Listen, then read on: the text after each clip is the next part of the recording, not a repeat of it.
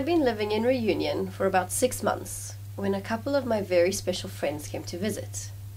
I was super excited to have the girls over and excited to have 2 weeks to do some island exploring with them. In more than a week we did heaps of stuff, until Mafate was the only box left for us to tick. So us 3 girls sat down one morning with our guidebooks and maps and started to work out our mission into Réunion's famous caldera. Step 1, find accommodation. Step 2, figure out how to get there. In the end, we booked ourselves into a guest house in Rocheplat, where we could pitch our tents for the night.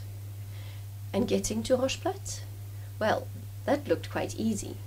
Straight across from Le Col des Bœufs. Not so far by the looks of things.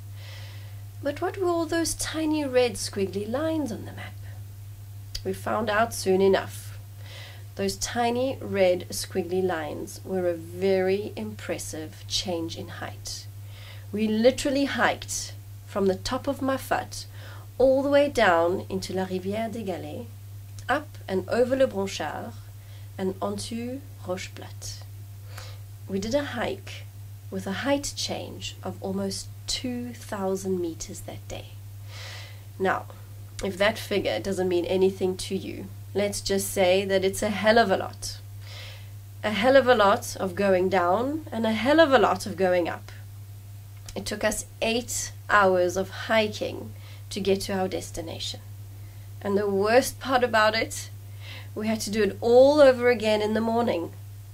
But the second time round, we all passed out from exhaustion and had a little nap on the grass in La Nouvelle.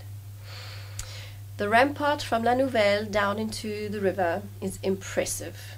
It's steep, narrow, and quite slippery at times. Not so good for the faint-hearted or my old knees. Luckily, some cords have been added to the path for you to hold on to. So that was my first hike into Mafate, and I have yet to meet someone who has taken that very same path. Quite traumatizing.